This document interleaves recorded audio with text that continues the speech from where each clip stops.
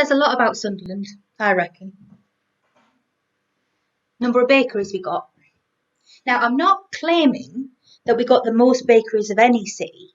I mean, probably even Newcastle's got us beat if we're talking pure numbers. But density. Now, I'd like to see another city beat us there. You can get yourself a piping hot steak bake in one and walking at a leisurely pace, mind. Get to another one before your bake's even started to cool. Speaks to the character of the people, I reckon. We're people that love food, but we don't take the piss. We want something simple and quick, but also warm and comforting. Bake. For my money, man's greatest invention. It's a whole meal contained in your own personal pastry pocket. And you can eat it straight from the bag, with your hands, no fuss. Food for working people. Now, you could argue the same for a pie, but you don't want to be eating a pie with your hands lest people think you're filthy. No, that's a knife and fork job. But if you were using cutlery for a bake, I'd wonder who you were trying to impress.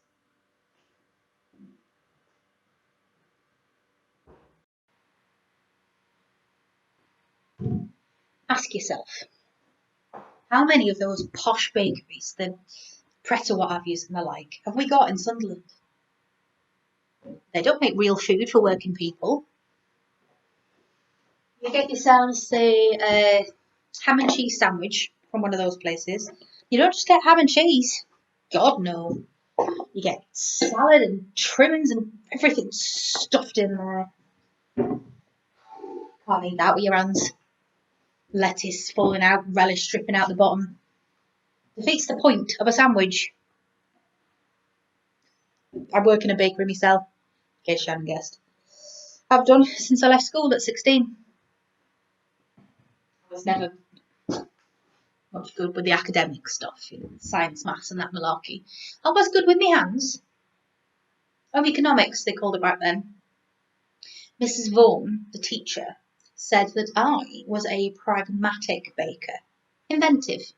Never let anything go to waste. I didn't need a visit to the careers lady to figure out what I wanted to do. I'd been out in the real world about a year when I met my husband. He is part of the reason I'm making this recording after all. Back then he'd come in the bakery almost every day for his sausage roll, 12:30, like clockwork. He wasn't Mr. Universe, but he was good looking in an earthy sort of way. Thick, dark hair everywhere, except for his head. Big meaty hands that looked like a crack of coconut, just like that. I started making sure I was the one to serve him, get him his daily sausage roll. Our eyes would meet as he handed me the 50p. They were only 50 pence back then. Then he'd linger before leaving, thanking me with a smile. After months of that, he finally stopped fannying about and asked if I'd go for a drink with him. A couple of nights later, we're down at the Lambton Arms. He's got a Guinness and I've got a grasshopper. I learned his name was David and he worked in construction. He had a couple of years on me, but at that age, maturity's attractive. Never asked me about myself all night, really, but I didn't mind. He thought I was a bit of all right, and the feeling was mutual. 2 years later, and we're married. It sort of snuck up on me. I was probably too young, but David was stable, and we were going steady, and at the time, that was enough. Mind, it very quickly wasn't. The firm he was working for shut down not long after we tied the knot, and he just bounced from one thing to another, never committing, just rarely lasting longer than a year anywhere. And then he just gave up. Every day was spent sat on the sofa. Eating, farting, and watching TV were his sole functions. I would cook the meals, clean around him, and I was still working at the bakery. He'd have no talk of him getting himself back on the job market. He said that no one had a need for a man like him. Well, he was right. I certainly didn't.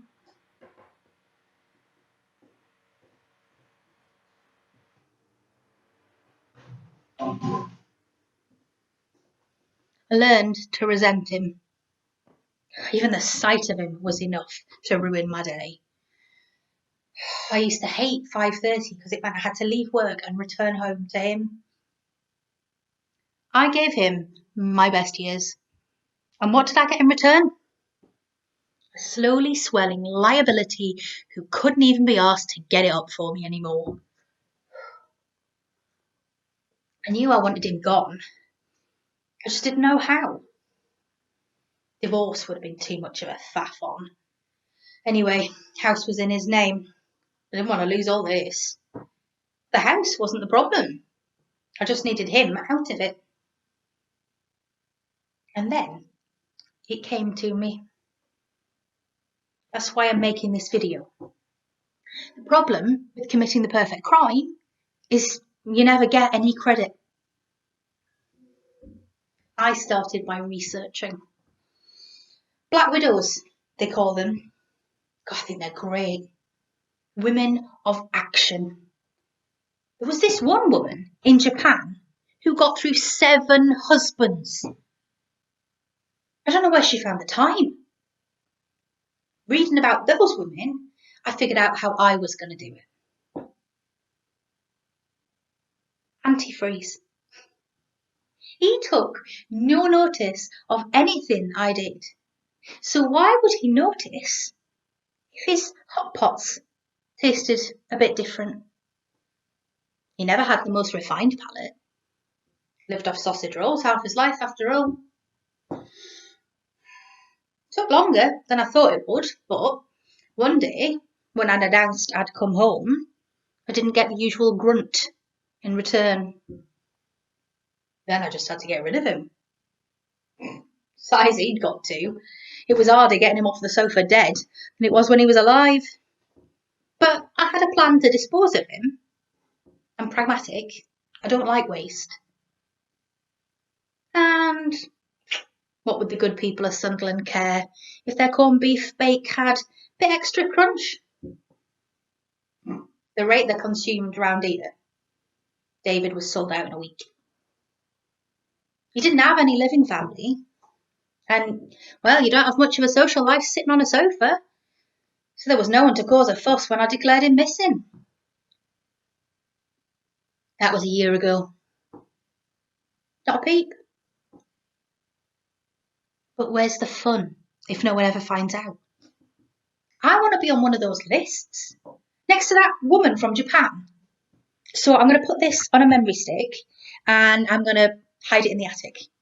And someone will find it eventually. Hopefully, after I'm gone. I wouldn't want them to find out just yet. I'd probably lose my job. And anyway, been thinking about putting myself back on the market. I do my hair toss, check my nails. Baby, how you feeling? Hair toss, check my